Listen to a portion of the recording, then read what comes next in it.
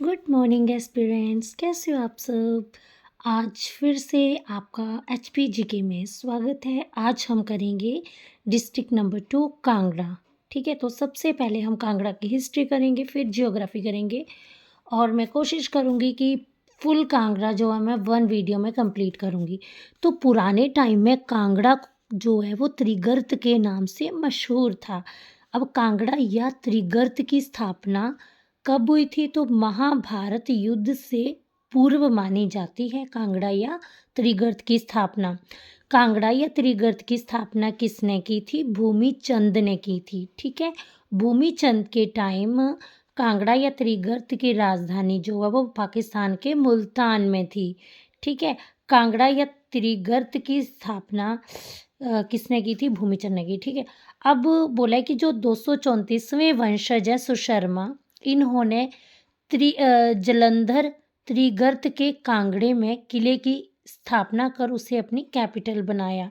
ठीक है, तो सुशर्मा ने कांगड़ा किला की स्थापना की थी। ठीक है ना, और भूमिचंद ने कांगड़ा और त्रिगर्त की स्थापना की थी। ठीक है, अब त्रिगर्त का मतलब है कि रावी ब्यास सतलुज के बीच फैला भूभाग।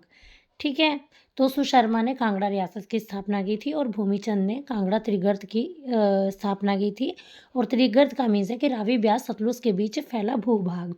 अब त्रिगर्त की कैपिटल कौन सी है? तो त्रिगर्त की कैपिटल नगरकोट, जिसे कांगड़ा शहर बोलते हैं, भीमकोट, भीमनगर, सुशर्मापुर, तो ये त्रिगर्त की राजधानियां हैं। अब मैंने आपको बताया कि कांगड़ा किले की स्थापना सुशर्मा ने की थी। अब महमूद गजनवी जब भारत में आया तो उसके साथ कुछ दरबारी कवि भी आए, तो जिनके नाम है उत्तवी, फरिश्ता और अलबरूनी।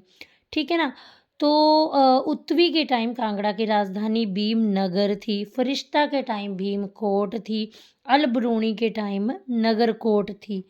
ठीक है ना, तो उत्तवी के टाइम भीमनगर, फरिश्ता के टाइम भीमकोट, उत्तवी के टाइम भीमनगर, फरिश्ता के टाइम भीमकोट और अलबरूनी के टाइम नगरकोट।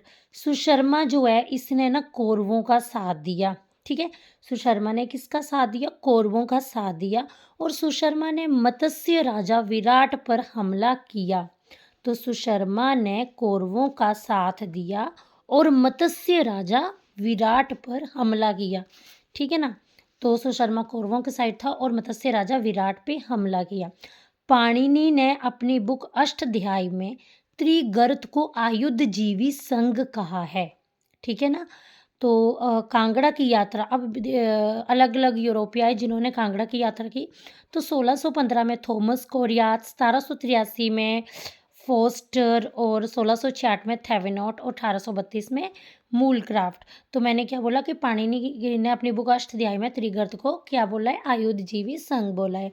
अब हम कांगड़ा का मध्यकालीन इतिहास पढ़ेंगे। तो कांगड़ा पर आक्रमण, तो महमूद गजनवी ने कांगड़ा पर आक्रमण किया 1009 में। जब महमूद गजनवी ने कांगड़ा पे आक्रमण किया तो उस टाइम कांगड़ा का राजा जगदीश चंद्र था। ठीक है ना, जब महमूद गजनवी ने कांगड़ा पे अटैक किया तो उस टाइम राजा कौन थे कांगड़ा के? जगदीश चंद्र। 1043 में कांगड़ा तुर्कों के कब्जे में था। 1051-52 में कांगड़ा जो है वो तोमर राजाओं ने आज़ाद कराया। 1060 में पुणे कांगड़ा राजाओं ने किले पर अधिकार कर लिया। तो 1060 में जो है वो कांगड़ा फिर कांगड़ा राजाओं के अंडर आ गया। ठीक है ना, ओके। अब हम जानेंगे मोहम्मद बिन तुगलक ने जब कांगड़ा में 1337 में अटैक किया तो उस टाइम कांगड़ा के राजा कौन थे? पृथ्वी चंद्र। ठीक है ना, जब महमूद गजनवी ने किया था आक्रमण तो जगदीश चंद्र था, और जब मोहम्मद बिन तुगलक ने किया तो पृथ्वी चंद्र थे। ठीक है ना, फिरोज शाह तुगलक ने जब 1365 में कांगड़ा में अटैक किया तो उस टाइम कांगड़ा के राजा रूपचंद थे। ठीक है ना, अब फिरोज शाह का जो बेटा था नसीरुद्दीन, वो जो है वो 1389 में भाग कर नगरकोट की पहाड़ियों में उसने शरण ले ली। तो फिरोज शाह के बेटे ने नसीरुद्दीन ने कहाँ पे शरण ली? नगरकोट की पहाड़ियों में 1389 में। उस समय कांगड़ा का राजा जो था वो सागर चंद था। क्लियर हो गया?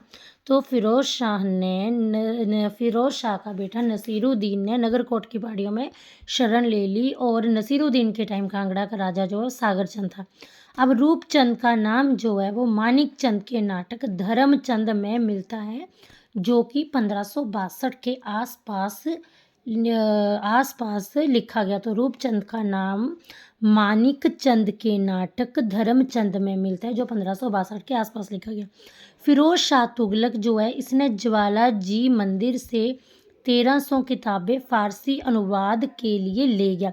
तो कौन जो है, फिरोज शाह तुगलक जो है वो ज्वाला जी मंदिर से 1300 किताबें फारसी अनुवाद के लिए ले गया।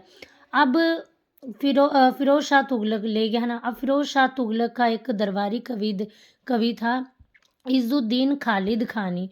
तो उन्होंने ना इज़ुद्दीन खालिद खानी ने इसका अनुवाद फारसी में किया और इसे दलील फिरोज शाही के नाम से प्रस्तुत किया। ठीक है ना। आगे तैमूरलंग। तो तैमूरलंग ने जो है वो शिवालिक की पहाड़ियों को लूटा। तैमूरलंग ने शिवालिक की पहाड़ियों को कब लूटा? 1398 में। और तैमूरलंग के टाइम कांगड़ा का राजा मेघचंद था। 1399 में तैमूरलंग ने नूरपुर की धमेरी को लूटा। 98 में शिवालिक को लूटा जब मेघचंद था राजा, और 1399 में नूरपुर की धमेरी को लूटा। और उस टाइम जो है वो कांगड़ा का राजा जो है धमेरी को लूटा। अब हिंडूर नालागढ़ के राजा आलमचंद ने तैमूरलंग की मदद की।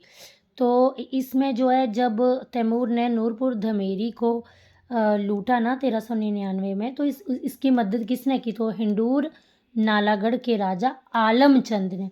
हिंडूर नालागढ़ के राजा आलमचंद ने तैमूरलंग की मदद की। अब हरिहर वन राजा और करमचंद राजा जो है ये हड़सर गुलेर गए। हरिहर वन और करमचंद कहाँ पे गए? हड़सर गुलेर। ठीक है ना। तो हरिहर वन को मरा समझकर हरिहर वन और करमचंद कहाँ गए?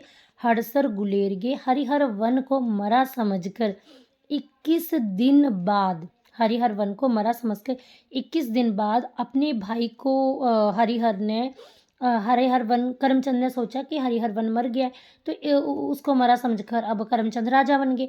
तो 21 दिन बाद ना करमचंद ने 21 दिन बाद हरिहर वन जब वापस गया तो उसने अपने भाई को राजा पाया।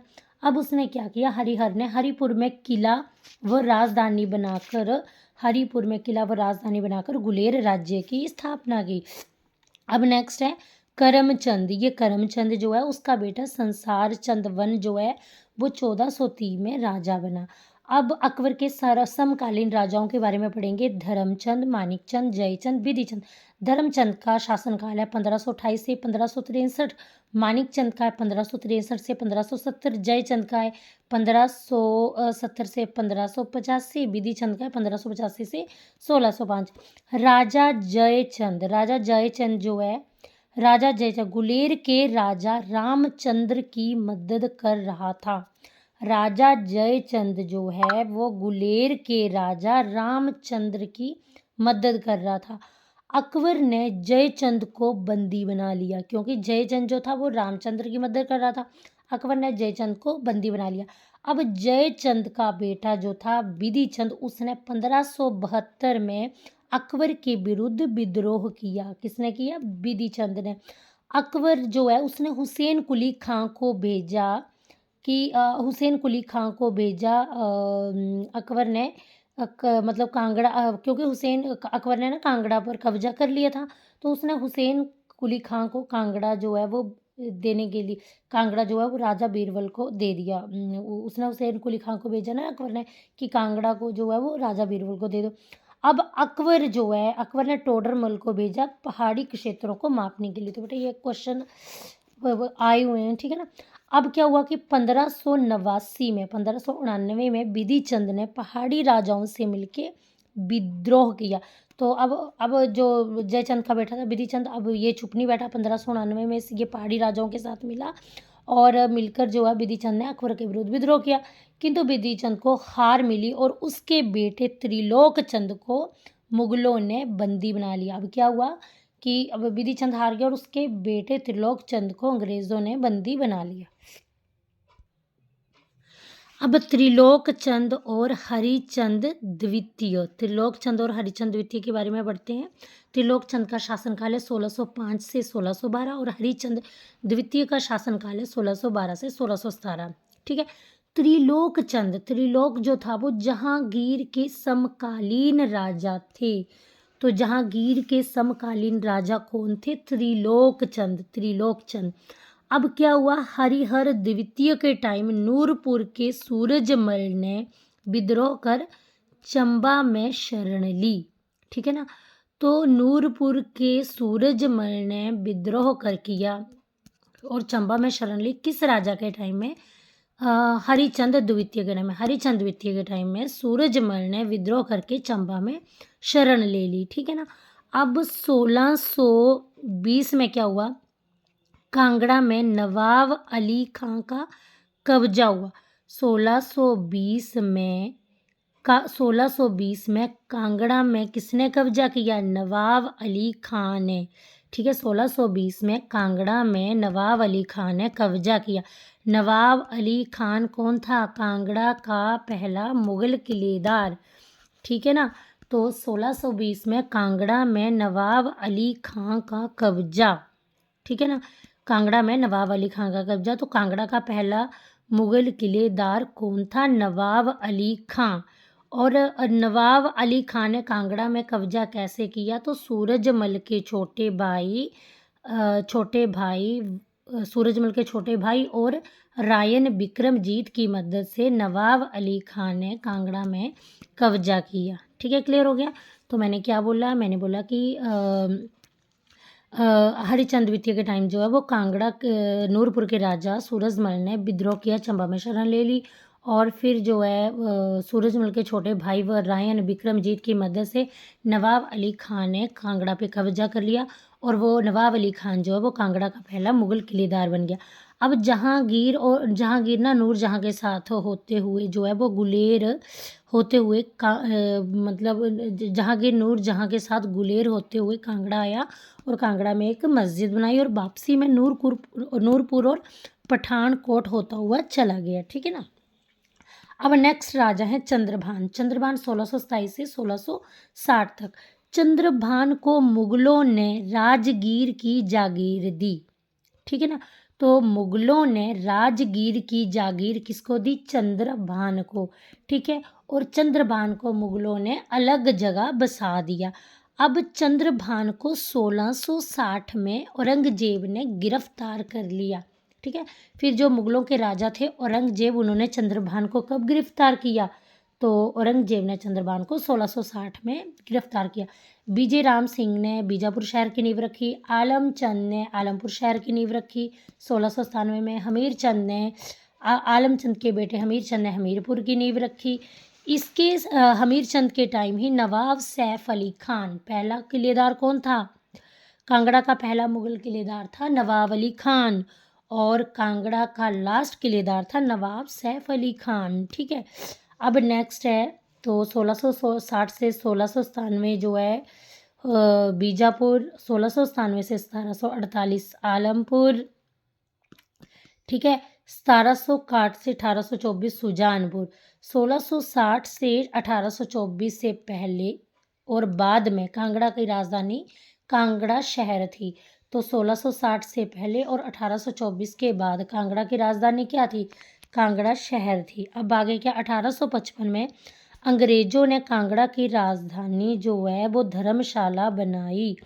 1855 में अंग्रेजों ने कांगड़ा की राजधानी धर्मशाला बनाई।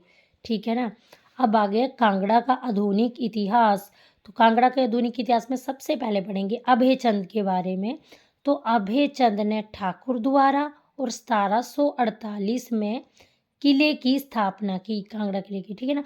तो अभयचंद ने ठाकुर द्वारा और 1748 में किले की स्थापना की। घमंड चंद 1751 से 1774। घमंड चंद 1751 और 1774।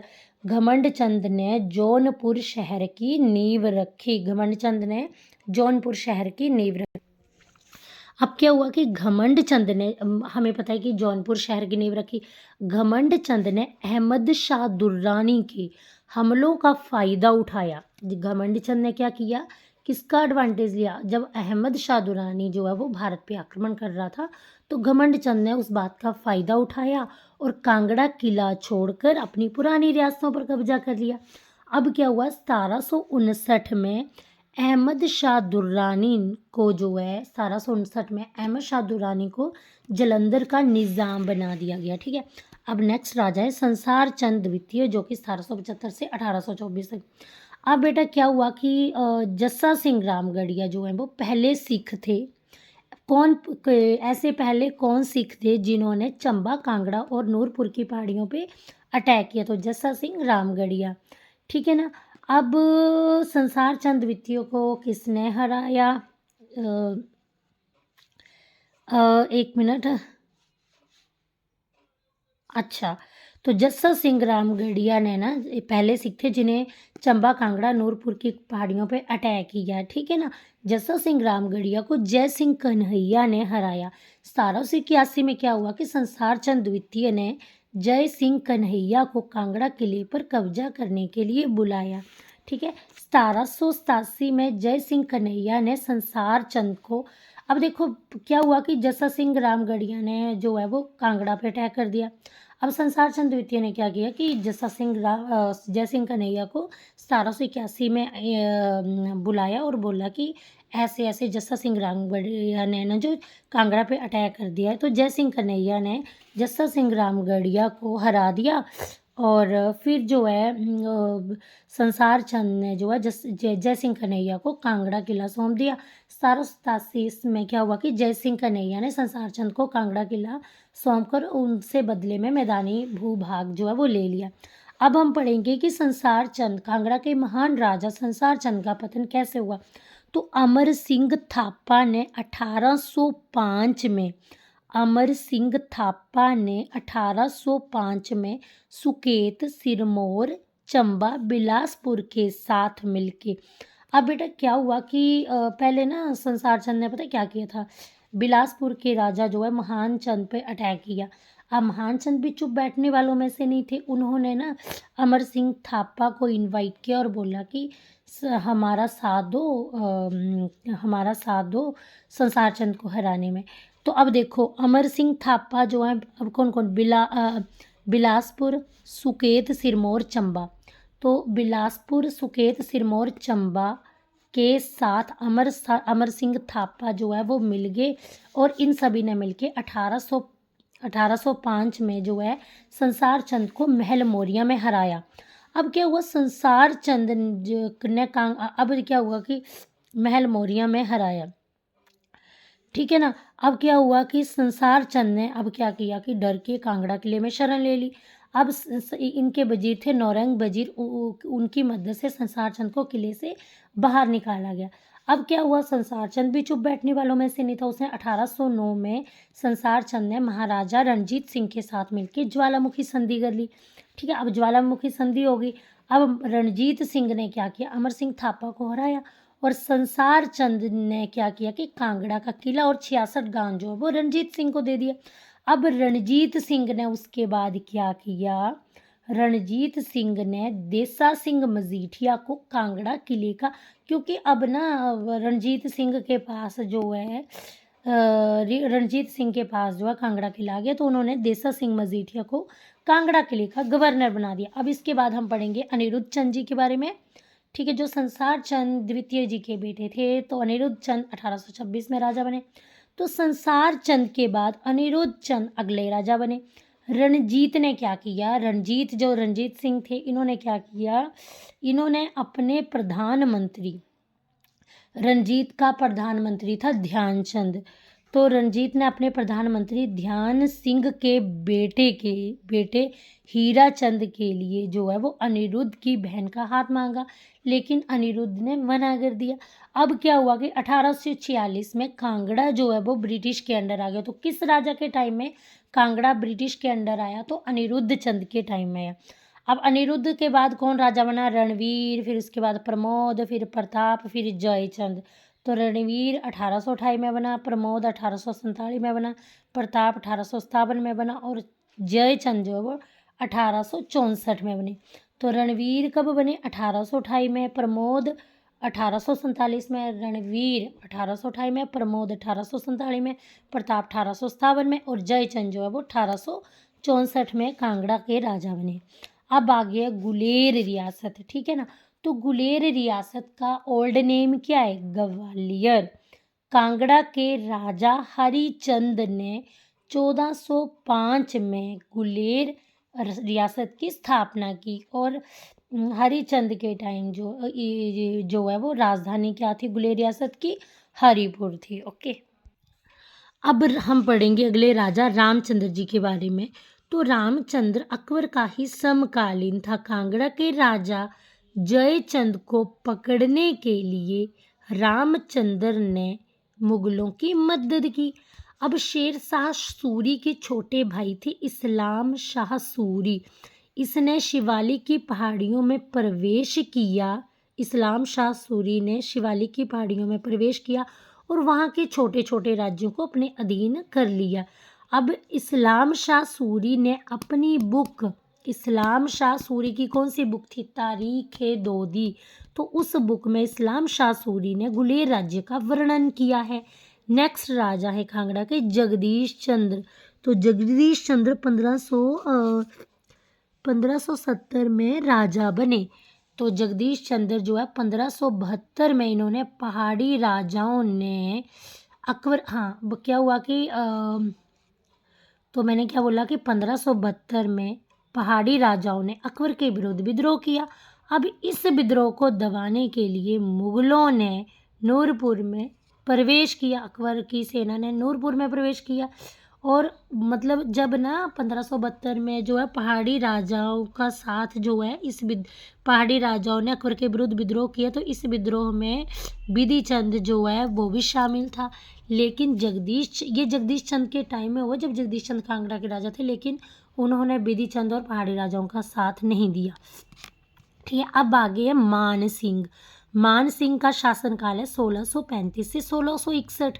अब शाहजहां ने, मुगल राजा शाहजहां ने मान सिंह को शेर अफगान की उपाधि दी। ठीक है, किसने? क्या बोलते, मुगल सम्राट शाहजहां ने मान सिंह को शेर अफगान की उपाधि की। मान सिंह ने 1641 से 42 के बीच में तारागढ़ किले पर कब्जा किया। मान सिंह की मृत्यु 1661 में बनारस में हुई। ठीक है ना, मानगढ़ ने 1641 से 42 के बीच जो है वो तारागढ़ किले पर कब्जा किया और इसकी मृत्यु कब हुई? 1661 में बनारस में मान सिंह की मृत्यु हो गई। अब नेक्स्ट राजा हैं राज सिंह। तो राज सिंह कौन है? राज सिंह को चंबा के चतर भी बोला जाता है, बसोली के धीरज भी बोला जाता है और जम्मू के कृपाल बोला जाता है। राज सिंह, चंबा के चतर, बसोली के धीरज और जम्मू के कृपाल, राज सिंह। इनके साथ मिलके राज सिंह जो है इनको ये नहीं बोला जाता है। राज सिंह जो है इन्होंने चंबा के राजा चतर, बसोली के राजा धीरज और जम्मू के राजा कृपाल, इनके साथ राज सिंह ने मिलके जो है वो मुगलों को हरा दिया। ठीक है, अब नेक्स्ट है प्रकाश सिंह। प्रकाश सिंह के टाइम में घमंड ने गुलेर पर कब्जा कर लिया। तो घमंड ने गुलेर पर कब कब्जा किया? तो प्रकाश, किस राजा के टाइम में घमंड ने गुलेर पे कब्जा किया? प्रकाश सिंह के टाइम में। ध्यान सिंह वजीर ने कोटला इलाका गुलेर के कब्जे में रखने में मदद की। तो किसने कोटला इलाका जो है गुलेर के कब्जे में रखने में मदद की? तो ध्यान सिंह वजीर ने। तो ध्यान सिंह वजीर ने कोटला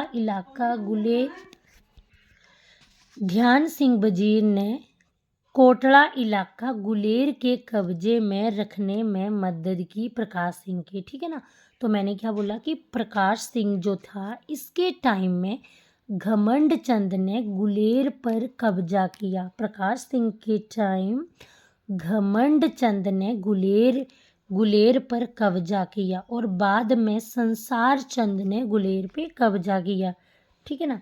तो प्रकाश सिंह के टाइम घमंड ने गुलेर पे कब्जा किया और घमंड के बाद संसार चंद ने गुलेर पे कब्जा किया और ध्यान सिंह वजीर ने कोटड़ा इलाका जो है वो गुलेर के कब्जे में रखने में मदद की। तो याद रखना, घमंड चंद ने गुलेर पे कब्जा किया, संसार चंद ने, और ध्यान सिंह वजीर ने कोटड़ा इलाका गुलेर के कब्जे में रखने में मदद की। अब नेक्स्ट है भूप सिंह। ठीक है, भूप सिंह कौन था? तो भूप सिंह जो है वो गुलेर का अंतिम शासक था। भूप सिंह गुलेर का अंतिम शासक कौन था? भूप सिंह। ठीक है ना। और जो है देसा सिंह मजीठिया ने 1811 में गुलेर पर कब्जा कर कोटड़ा किला में कब्जा किया। ठीक है ना। तो देसा सिंह मजीठिया ने 1811 में पहले गुलेर पे कब्जा किया, फिर कोटड़ा किला में कब्जा किया। ठीक है ना। और मैंने बताया था ना कोटड़ा के इलाका के बारे में कि ध्यान सिंह वजीर ने कोटड़ा इलाका जो है वो गुलेर में रखने में प्रकाश सिंह की मदद की थी। और फिर जो है देसा सिंह मजीठिया ने 1811 में गुलेर पे कब्जा किया, फिर कोटड़ा किले में कब्जा किया। अब भूप सिंह जो था, इनके बेटे थे शमशेर सिंह। इन्होंने सिखों से हरिपुर किला आज़ाद करवाया। तो भूप चंद के बेटे भूप सिंह के बेटे शमशेर सिंह ने सिखों से हरिपुर किला आज़ाद कराया। 1846 में अब गुलेर पर जो है वो अंग्रेज़ों का शासन स्थापित हो गया। तो 1846 में गुलेर जो है वो अंग्रेज़ों के अंडर हो गया। अब नेक्स्ट है कांगड़ा का पार्ट नूरपुर। तो नूरपुर का पुराना नाम धमेरी है और पुरानी कैपिटल जो है वो पठानकोट है, जिसे पठान भी कहते हैं। ठीक है। और नूरपुर के राजा बासदेव ने अकबर के टाइम कैपिटल पठानकोट से नूरपुर बदली। ठीक है ना। तो नूरपुर के किस राजा ने राजधानी जो है, पहले नूरपुर की राजधानी पठानकोट थी, लेकिन नूरपुर के राजा बासदेव ने राजधानी पठानकोट से नूरपुर बदली। ठीक है। किसके टाइम पठानकोट से बासदेव ने किसके टाइम पठानकोट से नूरपुर बदली? राजधानी पठानकोट से नूरपुर बदली बासदेव ने अकबर के टाइम। ठीक है।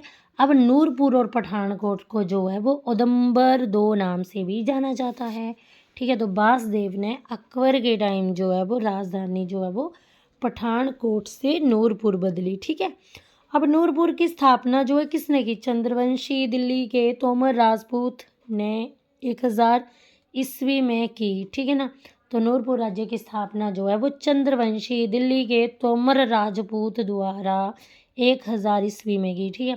जसपाल कौन थे? तो 1313 से नूरपुर के राजा जसपाल 1313 से 1337 का शासनकाल था। तो जसपाल जो है वो अलाउद्दीन खिलजी का समकालीन था। जो जसपाल जो है वो अलाउद्दीन खिलजी के समकालीन थे। कैलाश पाल ने जो है इनका 1353 से 1357 का शासनकाल था। तो जसपाल अलाउद्दीन खिलजी के समकालीन थे और कैलाश पाल जो है इन्होंने तातर खां को हराया। तातर खां खुरासान का गवर्नर था और इसने जो है फिरोज तुगलक के टाइम, तो कैलाश पाल ने तातर खां को हराया। तातर खां खुरासान का गवर्नर था फिरोज, और इसने ना कैलाश पाल ने फिरोज तुगलक के टाइम जो है वो तातर खां को हराया था। अब हम पढ़ेंगे भीमपाल जो है 1473 से लेके 1513 का वो टाइम है 1473 से 1513। भीमपाल जो है वो सिकंदर लोदी का समकालीन था। अब हम पढ़ेंगे भक्तमल के बारे में। तो भक्तमल का विवरण जो है वो अकबरनामा में मिला है। शेर शाह सूरी के बेटे सलीम सूर शाह ने भक्तमल के टाइम ही मकोटा किला बनाया। तो शेर शाह सूरी के बेटे सलीम सूर शाह ने भक्तमल के टाइम मकोटा किला बनाया। अब क्या हुआ? अकबर के टाइम सिकंदर शाह ने भक्तमल के सहयोग से मकोट किले में शरण ली। सिकंदर शाह ने अकबर के टाइम सिकंदर शाह ने अकबर के टाइम भक्तमल के सहयोग से मकोट किले में शरण ली। तो सिकंदर शाह ने, अब बेटा देखो, सलीम सूर शाह ने भक्तमल के टाइम मकोट किला बनाया, ठीक है ना। अब सिकंदर शाह, सलीम सूर ने बनाया और सिकंदर शाह ने उस किले में 1557 में शरण ली। तो सिकंदर शाह ने मकोट किले में शरण किसके सहयोग से ली? तो भक्तमल के सहयोग से ली। किसके टाइम ली सिकंदर शाह ने मकोट किले में शरण? तो अकबर के टाइम ली, ठीक है। अब क्या हुआ, मुगलों ने 1558 में भक्तमल को गिरफ्तार कर दिया और बैरम खान ने भक्तमल को मरवा दिया, ठीक है ना। तो याद रखना। और भक्तमल जो है, भक्तमल को गिरफ्तार कर दिया गया, ठीक है ना, मुगलों द्वारा, और बैरम खान द्वारा मरवा दिया गया भक्तमल को, ठीक है। और भक्तमल ने जो है वो शाहपुर किला बनाया था। मकोट किला बनाया था सलीम सूर शाह ने और शाहपुर किला बनाया था भक्तमल ने, ठीक है। अब नेक्स्ट राजा हैं तख्तमल। भक्तमल का भाई, भक्तमल के भाई थे तख्तमल, ठीक है ना, भक्तमल के भाई तख्तमल। अब इसने सोचा कि कैपिटल जो है, तख्तमल ने सोचा, अभी सोचा ही था उसने कि कैपिटल हम पठानकोट से धमेरी कर देते हैं, ठीक है ना। लेकिन क्या हुआ कि तख्तमल सोचता ही रह गया और मतलब उससे पहले वो मर गया। अब बासदेव के टाइम पे पहले राजधानी नूरपुर थी, फिर पठानकोट हुई, पठानकोट से धमेरी हुई, और बासदेव का शासनकाल है 1580 से 1613। अब बासदेव ने मुगलों के विरुद्ध कई बार विद्रोह किए, ठीक है। ये सारे विद्रोह जो है वो सलीम के समर्थन में थे, यानी कि जहांगीर के समर्थन में थे, ठीक है ना, बासदेव के विद्रोह। अब आ गया यह सूरजमल जो है वो बासदेव के बेटे हैं। इन्होंने मुर्तज़ा खां और बाद में शाह कुली खां और मोहम्मद तक्की पर आक्रमण किया। तो बासदेव के बेटे सूरजमल ने मुर्तज़ा खां, मोहम्मद तक्की और शाह कुली खां पे कब्जा किया। तो बासदेव ने क्या किया, बासदेव ने मुर्तज़ा खां, शाह कुली और मोहम्मद तक्की, बासदेव ने ना इन तीनों के साथ झगड़ा कर लिया और कांगड़ा के अभियान को रद्द कर दिया। अब क्या हुआ कि सूरजमल ने क्या किया कि मौका उठाया, सॉरी बेटा, बासदेव नहीं, दिमाग से निकल गया, बासदेव के बेटे थे सूरजमल। इन्होंने मुर्तज़ा खां, मोहम्मद तक्की और शाह कुली के साथ झगड़ा करके कांगड़ा अभियान को रद्द करा दिया। अब सूरजमल ने ना मौका उठाया और कांगड़ा पर कब्जा करना जो है सूरजमल ने अब तीनों को के साथ झगड़ा कर लिया और कांगड़ा अभियान को रद्द करवा दिया। अब सूरजमल ने मौका उठा के कांगड़ा पे कब्जा करना शुरू कर दिया। अब जहांगीर ने सुंदरदास, विक्रमजीत, सूरजमल के छोटे भाई जगत सिंह को सूरजमल के विद्रोह को दबाने के लिए भेजा, ठीक है ना। तो बेटा देखो, जहांगीर जो था, सूरजमल ने विद्रोह कर दिया था। अब जहांगीर ने सूरजमल के विद्रोह को दबाने के लिए किस किस को भेजा? तो क्या नाम है, सुंदरदास, विक्रमजीत और सूरजमल के ही छोटे भाई को भेजा। अब सूरजमल तो चंबा भाग गया। अब जब ये आए सुंदरदास, विक्रमजीत और सूरजमल का छोटा भाई आया सूरजमल के विद्रोह को दबाने के लिए, तो सूरजमल चंबा भाग गया और सूरजमल को उसके भाई के साथ, अब सूरजमल का साथ कौन दे रहा था? उसका भाई माधव। तो सूरजमल को उसके भाई माधव के साथ ही मृत्युदंड दे दिया गया और नूरपुर के नेक्स्ट राजा बन गए जतिन, ठीक है। तो नूरपुर का लास्ट राजा था जतिन। नूरपुर के अगले राजा जतिन बन गए। अब जतिन के बाद बना वीर सिंह। तो वीर सिंह का शासनकाल है 1787 से 1846 के बीच। अब वीर सिंह जो था वो नूरपुर पर शासन करने वाला अंतिम राजा था। वीर सिंह नूरपुर पर शासन करने वाला अंतिम राजा था। वीर सिंह ने 1826 में किसके विरुद्ध विद्रोह किया? वीर सिंह ने रणजीत सिंह के विरुद्ध विद्रोह किया। वीर सिंह जो है वह नूरपुर का अंतिम शासक था। वीर सिंह ने 1826 में रणजीत के विरुद्ध विद्रोह किया। अब वीर सिंह ने रणजीत को 7 साल तक अमृतसर के गोविंदगढ़ किले में रखा।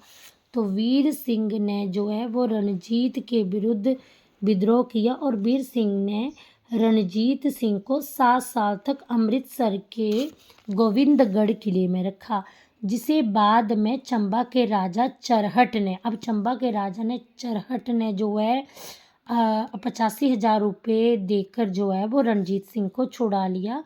सॉरी, क्यों वीर सिंह ने 85,000 रुपये देकर जो है छुड़ाया था, ठीक है ना। तो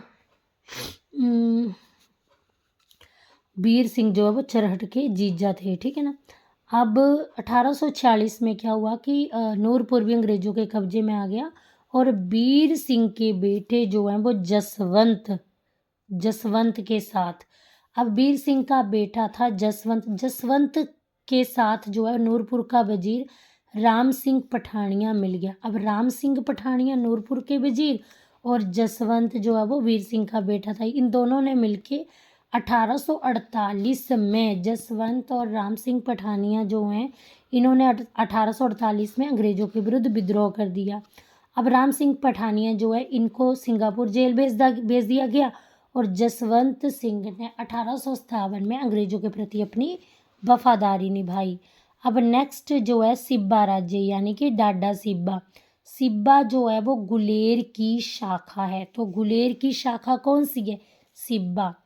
अब सिब्बा की स्थापना उसके छोटे भाई शिवराम चंद ने की 1450 में, ठीक है ना। अब जहांगीर सिब्बा आया था 1622 में, ठीक है। जहांगीर जो है वो 1622 में सिब्बा आया था। सिब्बा पर किस किस राजा ने कब्जा किया? संसार चंद ने, रणजीत सिंह ने और गुलेर के भूप चंद ने, ठीक है ना। तो सिब्बा गुलेर की शाखा था ना, तो गुलेर संसार चंद ने किया था सिब्बा पे अटैक, रणजीत सिंह ने किया था और गुलेर के भूपचंद ने तो 1808 में किया था। संसार चंद ने 1786 से 1806 में किया और रणजीत सिंह ने 1809 से 1830 के बीच किया। अब दातारपुर राज्य जो है इसकी सिब्बा की शाखा है। दातारपुर राज्य सिब्बा की शाखा और सिब्बा की शाखा जो है वो गुलेर है। अब दातारपुर की स्थापना किसने की? तो 1550 दातारपुर राज्य की स्थापना 1550 में दातार चंद ने की, ठीक है ना। अब गोविंद चतर ने संसार चंद के विरुद्ध 1806 में गोरखों की मदद की। तो क्या बोला मैंने? सिब्बा की शाखा दातारपुर राज्य सिब्बा की शाखा है। दातारपुर राज्य जो है वो सिब्बा की शाखा है और दातारपुर राज्य की स्थापना 1550 में दातार चंद ने की, ठीक है ना। तो 1550 में दातार चंद ने की थी। गोविंद चंतर ने संसार चंद के विरुद्ध 1806 में गोरखों की मदद की, ठीक है ना। तो द्वारा से दातारपुर राज्य की जो है वो सिब्बा की शाखा थी और दातारपुर राज्य की स्थापना 1550 में दातार चंद ने की थी, ठीक है ना। अब क्या हुआ कि गोविंद चंद ने क्या किया कि संसार चंद के विरुद्ध जो है वो गोरखों की मदद की। किसने? गोविंद चंद ने गोरखों की मदद की संसार चंद के विरुद्ध 1806 में, ओके। अब क्या हुआ कि दातारपुर के राजा जगत सिंह ने 1848 में अंग्रेजों के विरुद्ध विद्रोह किया, ठीक है ना। तो जगत सिंह ने अंग्रेजों के विरुद्ध जो है दातारपुर के राजा जगत सिंह ने अंग्रेजों के विरुद्ध विद्रोह किया। दातारपुर के राजा जगत सिंह ने अंग्रेजों के विरुद्ध विद्रोह किया और 1848 में उन्होंने अंग्रेजों के विरुद्ध विद्रोह किया था। तो 1848 में जगत सिंह को अल्मेड़ा जेल भेज दिया गया, ओके। तो हमारी हिस्ट्री कंप्लीट हुई। इसी के साथ अब हम कांगड़ा की ज्योग्राफी स्टार्ट करेंगे। तो चाय की खेती कब शुरू हुई? 1849 ईस्वी में चाय की खेती हुई शुरू। पहला चाय का पौधा किसने लगाया था? तो पहला चाय का पौधा डॉक्टर जैक्सन द्वारा लगाया गया 1845 में। तो 1845 ईस्वी में डॉक्टर जैक्सन द्वारा पहला चाय का पौधा लगाया गया। और पहली बार चाय की खेती कब शुरू हुई थी? तो 1849 में। 1845 में पौधा लगाया गया था और पहला पौधा लगाया गया था। 1849 में शुरू हो गई। चाय की किस्में कौन कौन सी हैं? ग्रीन, गोल्ड, दरबारी, भागेश्वरी। बाहर चाय की किस्में हैं? चाय प्रोसेसिंग उद्योग बीर में है। चाय फॉर्म पालमपुर में 1939 में इसकी स्थापना हुई है। चाय फॉर्म कहाँ है? पालमपुर है। 1939 में इसकी स्थापना हुई।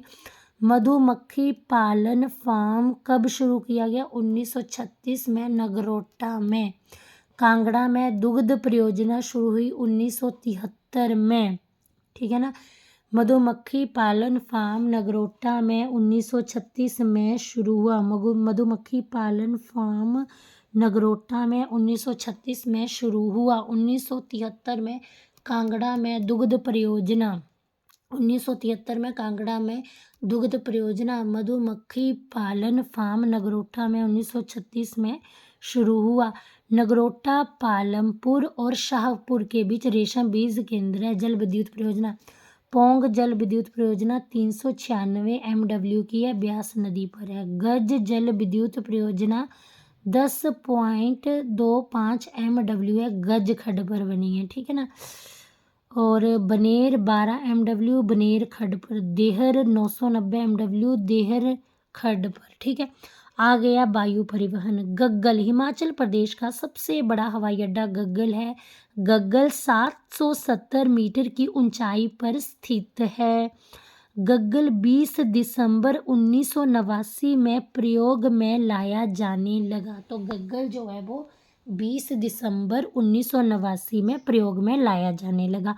कांगड़ा वैली रेलवे लाइन जो है ये जोगिंदरनगर पठानकोट रेल लाइन के नाम से जानी जाती है।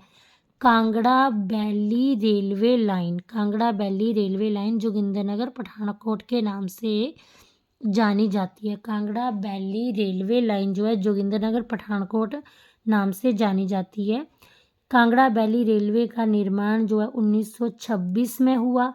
पहली ट्रेन 1929 में चली। कांगड़ा वैली रेलवे का निर्माण कब हुआ? 1926 में। पहली ट्रेन कब चली? 1929 में। अब इस रेल मार्ग में 2 सुरंगें थी और 993 पुल थे। ठीक है। रेलवे लाइन की लंबाई क्या थी? 113 kilometre. Kangra valley railway line की लंबाई कितनी है? 113 किलोमीटर। इस कांगड़ा वैली रेल लाइन जो है इसका सबसे ऊंचा रेलवे स्टेशन जो है वो अहजू है। और अहजू की कांगड़ा वैली रेलवे लाइन का सबसे ऊंचा स्टेशन अहजू है। अहजू की ऊंचाई 1290 मीटर है। कांगड़ा की स्थापना कब हुई? 1 नवंबर 1966 को। कांगड़ा का लिंग अनुपात 1013। कांगड़ा का हेडक्वार्टर धर्मशाला। कांगड़ा का क्षेत्रफल 5739 वर्ग किलोमीटर। कांगड़ा का क्षेत्रफल कितना है? 5739 वर्ग किलोमीटर। कांगड़ा की साक्षरता दर 86.49%। ठीक है ना। अब यहाँ पे देखो कांगड़ा के ऊपर चंबा है और कांगड़ा के नीचे उन्ना हमीरपुर मंडी है। नॉर्थ में चंबा है, उन्ना हमीरपुर मंडी जो है वो साउथ में है। ठीक है। उन्ना हमीरपुर मंडी साउथ में, ईस्ट में कुल्लू है और वेस्ट में पंजाब है। ठीक है। कांगड़ा की पर्वत श्रृंखला तो कांगड़ा की पहली पर्वत श्रृंखला है धौलाधार पर्वत श्रृंखला। इसको मोलाक पर्वत के नाम से जाना जाता है। और धौलाधार पर्वत श्रृंखला का कुछ हिस्सा जो है वो चंबा और मंडी में पड़ता है। ठीक है। चंबा और मंडी में भी पड़ता है। चंबा में भी और मंडी में भी। अच्छा, धौलाधार पर्वत श्रृंखला जो है वह बद्रीनाथ के पास हिमालय से एक शाखा के रूप में निकलती है। धौलाधार पर्वत श्रृंखला जो है बद्रीनाथ के पास हिमालय से एक शाखा के रूप में निकलती है। बद्रीनाथ के पास हिमालय से एक शाखा के रूप में निकलती है। चंबा के धौलाधार पर्वत श्रृंखला चंबा के हाथीधार के समांतर चलती है।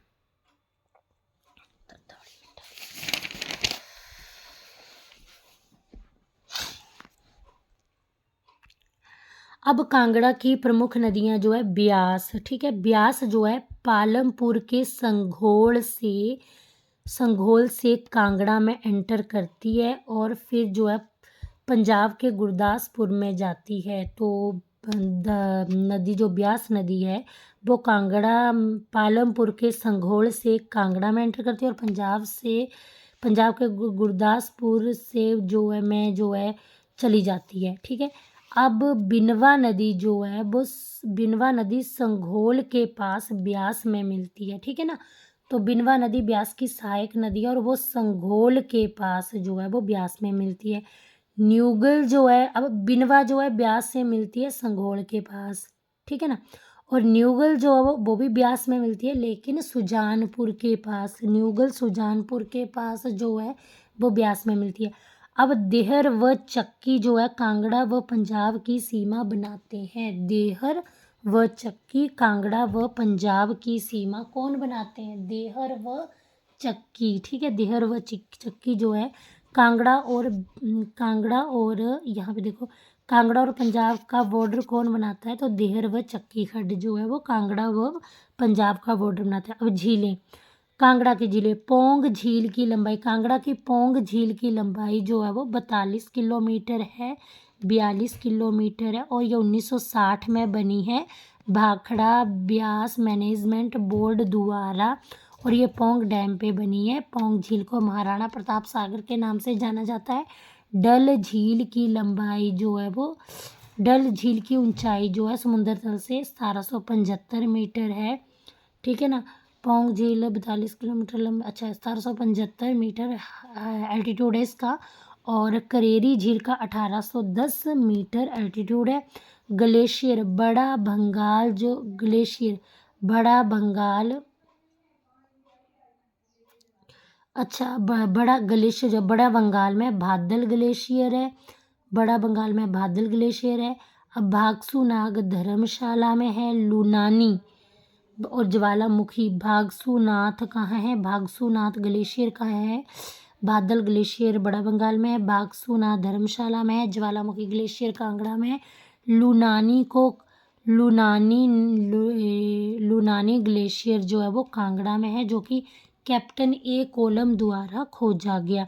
कांगड़ा घाटी जो है इसको वीर भूमि के नाम से जाना जाता है। कांगड़ा घाटी जो है शाहपुर से पालमपुर तक फैली हुई है। कांगड़ा घाटी को वीर भूमि बोला जाता है। कांगड़ा घाटी शाहपुर से पालमपुर तक फैली हुई है, शाहपुर से पालमपुर तक। प्रसिद्ध शहर कौन से है? धर्मशाला, नूरपुर, कांगड़ा, बैजनाथ। अब दर्रे, भीम गसूतड़ी दर्रा कांगड़ा का, कांगड़ा से चंबा के बीच में है। भीम गसूतड़ी मकोड़ी जोत कांगड़ा में है, जालसू कांगड़ा में है और भीम गसूतड़ी जोत जो कांगड़ा से चंबा में। भीम गसूतड़ी जोत की ऊंचाई कितनी है? 5440 मीटर। तो 5440 मीटर जो है वो भीम गसूतड़ी जोत की ऊंचाई है। मकोड़ी जोत 5190 मीटर, जालसू 3450 मीटर, मकोड़ी 5190, जालसू 3450, जालसू 3450 और भीम गसोतड़ी जो है वो 5440, मकोड़ी 5190, जालसू 3450। तामसर जो है वो कांगड़ा में है 4572, तेंतु कुल्लू में है, कुल्लू से कांगड़ा, तेंतु कुल्लू से कांगड़ा 5000 मीटर, तेंतु कुल्लू से कांगड़ा 5000 मीटर, कुल्लू से कांगड़ा 5000 मीटर तेंतु है। ठीक है ना। अब आ गया वन्य जीव अभ्यारण्य, धौलाधार वन्य जीव अभ्यारण्य और पोंग झील वन्य जीव अभ्यारण्य। धौलाधार वन्य जीव अभ्यारण्य 1994 में बना है और पोंग झील वाला जो है 1983 में बना है। धौलाधार वन्य जीव अभ्यारण्य 1994 में, पोंग झील 1983 में। धौलाधार वन्य जीव अभ्यारण्य 944 वर्ग किलोमीटर का, पोंग झील वन्य जीव अभ्यारण्य जो वो 307 वर्ग किलोमीटर का है। पर्वत चोटियाँ, हनुमान टिब्बा 5860 मीटर ऊंचा है, गोरा तंतनु 4760 मीटर है और चोलांग पर्वत चोटी 3270 मीटर ऊंची है। हनुमान टिब्बा जो है वो कुल्लू से कांगड़ा में है, गोरा तंतनु 4760 कुल्लू से कांगड़ा में है, चोलांग 3270 कांगड़ा में है। ठीक है ना। आगे है मेले, ज्वालामुखी मेला अक्टूबर महीने में लगता है। नागनी मेला जो है राज्य स्तरीय मेला है। मंदिर, अब ज्वालामुखी मंदिर में रणजीत सिंह ने 1813 में सोने का गुंबद बनवाया। फिरोज शाह तुगलक 1300 किताबें ज्वालामुखी मंदिर से फारसी अनुवाद के लिए ले गया था। सती की जीव जिस स्थान पे गिरी वहीं पर ये मंदिर बना। ब्रिजेश्वरी देवी मंदिर को महमूद गजनवी ने पहले तोड़ा, लूटा, फिर बनवाया। ठीक है ना। तो महमूद गजनवी ने ब्रिजेश्वरी देवी मंदिर को महमूद गजनवी ने तोड़ा, लूटा, फिर बनवाया।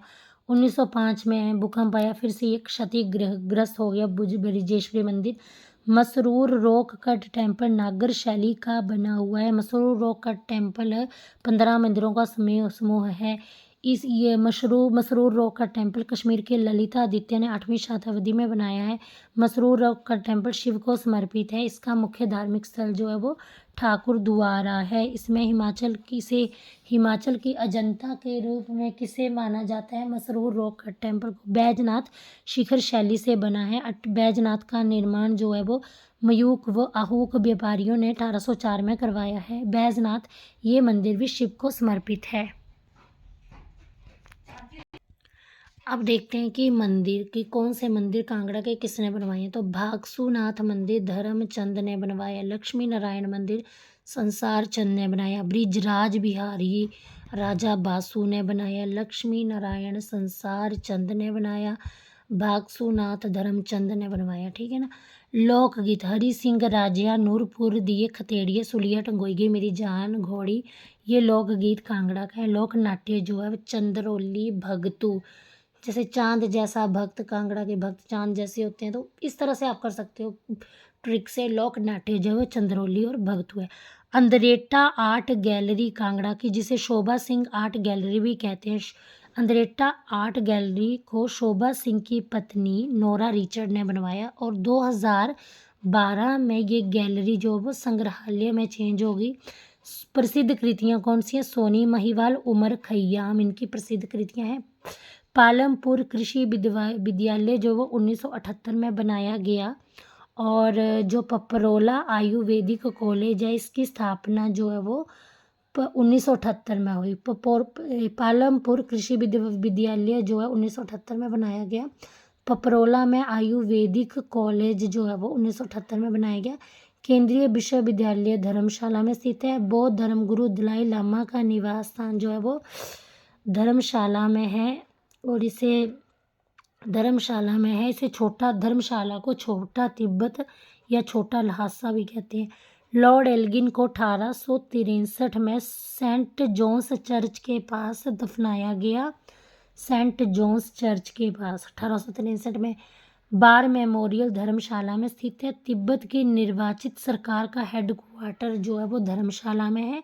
धर्मशाला का निर्माण 1846 में मैकलॉड ने किया। तो धर्मशाला का निर्माण 1846 में किसने किया? मैकलॉड ने किया। ठीक है। तो इसी के साथ हमारा कांगड़ा डिस्ट्रिक्ट की हिस्ट्री और जियोग्राफी कंप्लीट होती है। तो अगर आपको मेरी ये वीडियो पसंद आई हो तो please do subscribe my channel. Bye bye, have a nice day.